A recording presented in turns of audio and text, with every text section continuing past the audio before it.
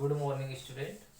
BA प्रथम वर्ष political science में हम आपको बता रहे थे कि राजनीति विज्ञान के दो दृष्टिकोण हैं। पहला परंपरागत दृष्टिकोण जो कि प्राचीन दृष्टिकोण है, और उसी अगली कड़ी में अगला दृष्टिकोण है आधुनिक दृष्टिकोण। तो राजनीति विज्ञान कैसे परंपरागत से आधुनिक बना और इसके दृष्टिकोण में व्यापक बदलाव आया, राजनीति विज्ञान की अर्थ और परिभाषाओं में परिवर्तन आया। तो राजनीति विज्ञान के उसी दृष्टिकोण में हम देखते हैं कि कुछ ऐसे वैज्ञानिक हुए जिन्होंने राजनीति विज्ञान को वैज्ञानिक बनाने का प्रयास किया, आधुनिक बनाने का प्रयास किया, इसकी अध्ययन पद्धतियों में परिवर्तन किया। राजनीति विज्ञान जो सिर्फ प्राचीन दृष्टिकोण में राज्य और सरकार तक ही सीमित था, उसे शक्ति से, सत्ता से, वैधता से, उसे राजनीतिक व्यवस्था से, निर्णय निर्माण से, लोकतंत्र से, इन सब चीज से जोड़ने का प्रयास किया। और राजनीति विज्ञान का इन सब के साथ अर्थ बदल गया, परिभाषाएं बदल गई, क्षेत्र बदल गया। तो राजनीति विज्ञान का हम देख रहे हैं कि व्यवहारवादी दृष्टिकोण विकसित हो गया, राजनीति विज्ञान का एक अनुभववादी दृष्टिकोण विकसित हो गया, राजनीति विज्ञान में नई नई अध्ययन पद्धतियां आ गई। और इन सब दृष्टिकोणों को मिलाकर के हम राजनीति विज्ञान के आधुनिक दृष्टिकोण की व्याख्या कर रहे हैं। और इसी आधुनिक दृष्टिकोण में जो विद्वान आते हैं उनमें कौन कौन से नाम हैं, उसमें चार्ल्स मैरियम है, चार्ल्स मैरियम के बाद कैटलिन है, लासवेल है, डेविड एप्टर है, डेविड ईस्टन है। ये सब नाम जो हम देख रहे हैं, ये सब आधुनिक दृष्टिकोण के समर्थक विद्वान हैं। ठीक है विद्यार्थी, ये कैसे हैं? आधुनिक नाम है, आधुनिक विचारकों के नाम है। इसमें एक नाम आता है लॉर्ड ब्राइस, जो अमेरिका का रहने वाला था। इस लॉर्ड ब्राइस ने अपनी किताब लिखी है, किताब का नाम है अमेरिकन कॉमनवेल्थ। अमेरिकन कॉमनवेल्थ में बताया है कि राजनीति विज्ञान का जो दृष्टिकोण है वो धीरे धीरे आधुनिक होने लगा।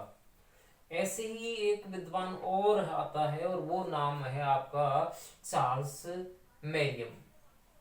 चार्ल्स मैरियम ने क्या किया, 1925 में अपनी एक किताब का प्रकाशन किया था, और किताब थी न्यू एस्पेक्ट ऑफ पॉलिटिकल।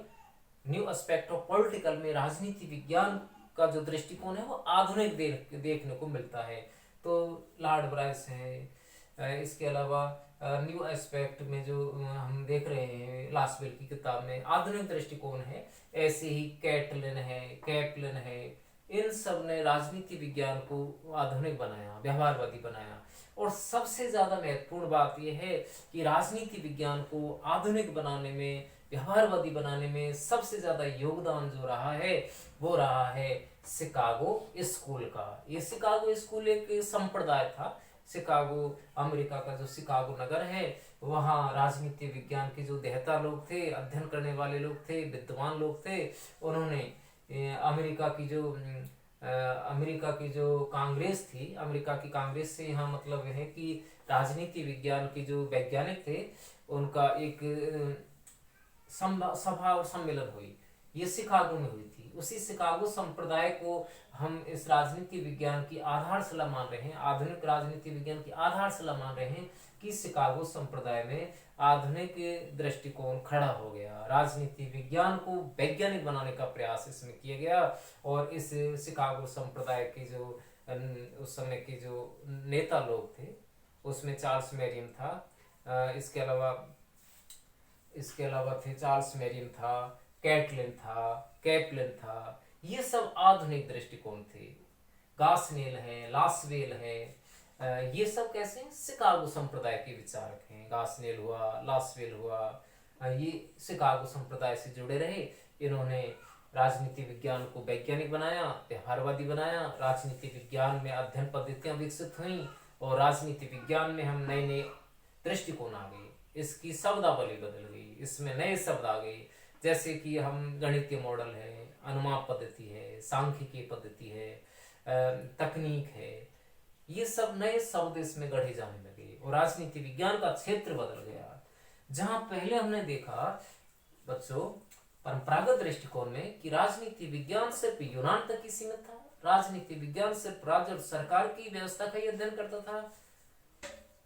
इसमें लैटिन अमेरिका देश, यूरोप के देशों का इसमें लैटिन अमेरिका देशों का ही कोई अध्ययन नहीं था, ना इसमें एशिया और अफ्रीका के देशों का कोई अध्ययन नहीं था।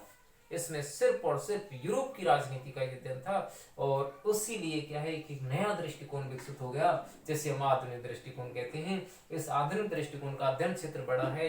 इसमें एशिया और अफ्रीका की राजनीति भी देखने को मिलती है। जहाँ प्राचीन दृष्टिकोण में यूरोप की राजनीति थी, अमेरिका और ब्रिटेन की राजनीति ही हम देख पा रहे थे, अब आधुनिक दृष्टिकोण में विकासशील देशों की राजनीति भी देखने को मिलती है। तो यहाँ हम क्या जान पा रहे हैं कि राजनीति विज्ञान का अर्थ बदल गया, परिभाषाएं बदल गई। पहले जो गार्डनर ने ये अर्थ दिया था कि राजनीति विज्ञान का प्रारंभ और अंत राज्य के साथ होता है, अब यहाँ नई परिभाषा में क्या देख रहे हैं, कैटलर ने जो परिभाषा दी है राजनीति विज्ञान की, नई परिभाषा दी है कि राजनीति विज्ञान शक्ति का विज्ञान है, राजनीति विज्ञान निर्णय निर्माण का विज्ञान है। तो राजनीति विज्ञान के अर्थ परिभाषा को हम कुछ परिभाषाओं में यहाँ देखते हैं, तो वो परिभाषाएं यहाँ स्पष्ट हो रही हैं कि राजनीति विज्ञान का मानवीय क्रियाओं से अध्ययन जुड़ गया। मानव की क्रिया, मानव के परिवर्तन, क्योंकि आपको पता है मनुष्य एक सामाजिक प्राणी है। जब राज्य और सरकार का अध्ययन हो रहा है तो उसमें मानव का अध्ययन भी सर्वोपरि है, आवश्यक है, ऐसा इसमें माना गया है, आधुनिक दृष्टिकोण में माना गया है। तो मानवीय क्रियाओं का अध्ययन इसमें होने लगा। दूसरी हम बात करें कि इसमें शक्ति का अध्ययन होने लगा। राजनीति विज्ञान आपको पता है शक्ति का विज्ञान है। शक्ति से तात्पर्य एक देश की शासन व्यवस्था से है, एक देश के अपनी सेना से है, एक देश के दूसरे देश से संबंध बढ़ाने से है कि एक देश उतना ही पावरफुल बना जाएगा जितना कि वह दूसरे देशों को अपने प्रभाव में लाता है, अधीन करता है, संबंध बढ़ाता है, वो देश उतना ही अधिक शक्तिशाली माना जाएगा।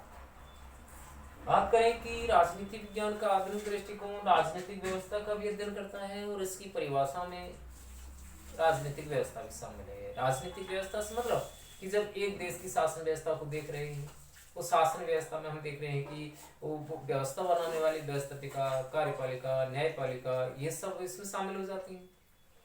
तो देश की राजनीतिक व्यवस्था का अध्ययन भी आधुनिक दृष्टिकोण करता है।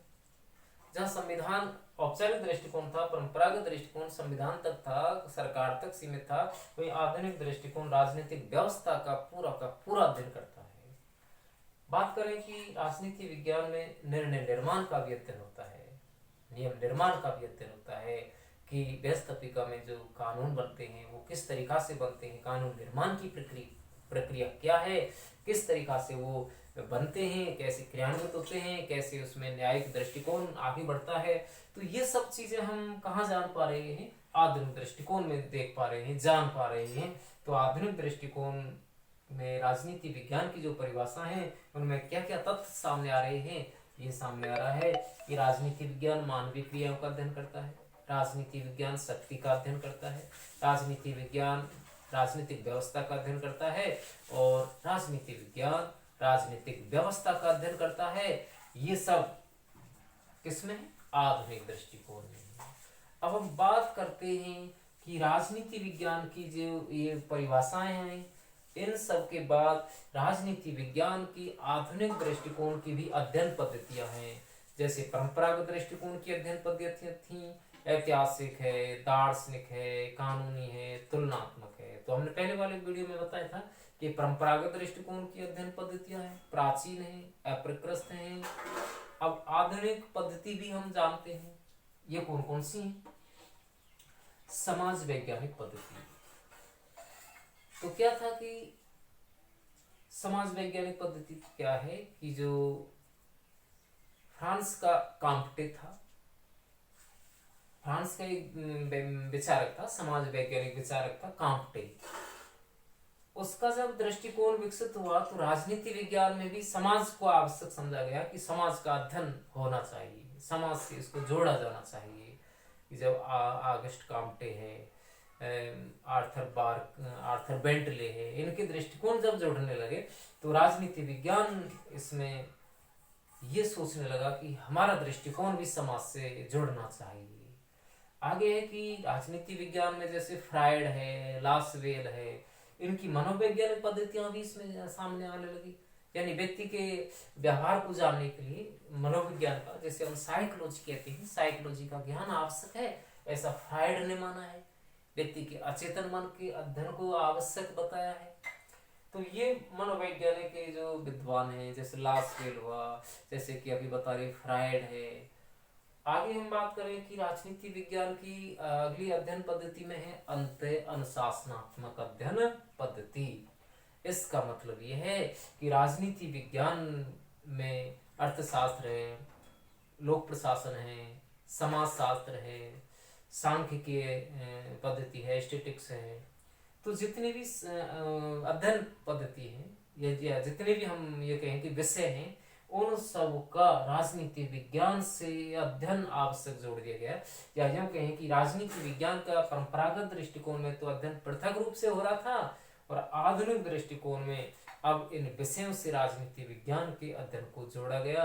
ये माना गया कि राजनीति विज्ञान कोई पृथक विषय नहीं है, बल्कि अर्थशास्त्र है, समाजशास्त्र है, मनोविज्ञान है, इन सब से भी उसका संबंध है, पृथक नहीं है। आगे हम बात करें कि आधुनिक दृष्टिकोण की अध्ययन पद्धति में एक आती है व्यवहारवादी पद्धति। डेविड स्टर्न की जो पद्धति है व्यवहारवादी पद्धति है। तो व्यवहारवादी दृष्टिकोण भी इसमें जुड़ गया, अध्ययन पद्धति में आ गया कि व्यवहार में राजनीति विज्ञान सैद्धांतिक ही नहीं होनी चाहिए, बल्कि कैसी होनी चाहिए, व्यवहारिक भी होनी चाहिए। तो यहाँ हमने क्या देखा कि राजनीति विज्ञान में नई नई अध्ययन पद्धतियां शामिल हो गई, परंपरागत अध्ययन पद्धतियों को उत्तरांजलि दे दी गई, उनसे छुटकारा पा लिया गया, और परंपरागत दृष्टिकोण जो सिर्फ राज्य और सरकार की बात करता था, आधुनिक दृष्टिकोण उसमें शक्ति, सत्ता, वैधता, निर्णय निर्माण, इसके अलावा राजनीतिक व्यवस्था, इन सब का भी अध्ययन करने लगा। परंपरागत दृष्टिकोण का जो क्षेत्र था वो यूरोप तक ही सीमित था। आधुनिक दृष्टिकोण में इसमें एशिया अफ्रीका की राजनीति भी शामिल आ गई। परंपरागत दृष्टिकोण के जो लेखक थे वो उनकी संकुचित अध्ययन पद्धतियां थीं। आधुनिक दृष्टिकोण के लेखकों की अध्ययन पद्धतियां विस्तृत हैं, समाज वैज्ञानिक हैं, नियमों पर आधारित हैं, विज्ञान के तथ्यों पर आधारित हैं। जहाँ परंपरागत दृष्टिकोण हमने देखा कि वो सिर्फ मूल्यों की बात करता था, नैतिकता की बात करता था, सदाचार की बात करता था, वहीं आधुनिक दृष्टिकोण मूल्यों की बजाय तथ्यों की बात करता है, एक तरीका से वैज्ञानिक दृष्टिकोण की बात करता है, सांख्यिकीय पद्धति की बात करता है, गणितीय मॉडल की बात करता है, प्रश्नावली की बात करता है, तार्किक दृष्टिकोण की बात करता है। तो ये सब क्या है, आधुनिक दृष्टिकोण से जुड़ी बातें हैं। तो राजनीति विज्ञान में परंपरागत दृष्टिकोण और आधुनिक दृष्टिकोण चल रहा है। इसमें हमने आज अध्ययन पद्धतियां बताई कि आधुनिक अध्ययन पद्धति कौन सी हैं और उसकी अर्थ और परिभाषाएं क्या हैं। जो अर्थ और परिभाषाएं शक्ति, सत्ता, वैधता से जुड़ी हुई हैं, निर्णय निर्माण से जुड़ी हुई हैं, राजनीतिक व्यवस्था से जुड़ी हुई हैं। तो आपको क्या जानने को मिला आज कि राजनीति विज्ञान का परंपरागत दृष्टिकोण पीछे हटता चला गया, और शिकागो संप्रदाय के बाद हम देख रहे हैं कि लास्वेल है, ग्रोसियस है, इसके अलावा इन चार्ल्स मेरियम है, इन सब के बाद राजनीति विज्ञान का दृष्टिकोण आधुनिक होने लगा। और चार्ल्स मेरियम जो है, इस चार्ल्स मेरियम को तो व्यवहारवाद का एक तरीका से क्या मानते हैं, आंदोलन करने वाला व्यक्ति मानते हैं। चार्ल्स मेरियम को व्यवहारवादी क्रांति का प्रणेता मानते हैं।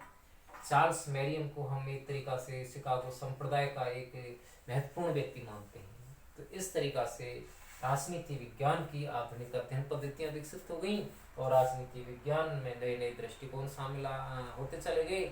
आगे इसमें एक वीडियो और होगी इस पहले पार्ट पर, उसमें हम क्या देखेंगे कि राजनीति विज्ञान जो है जब आधुनिक हो गया तो परंपरागत और आधुनिक दृष्टिकोण में क्या अंतर बना, और आधुनिक दृष्टिकोण की कौन कौन सी अध्ययन पद्धतियां रही, जो कि अगली वीडियो में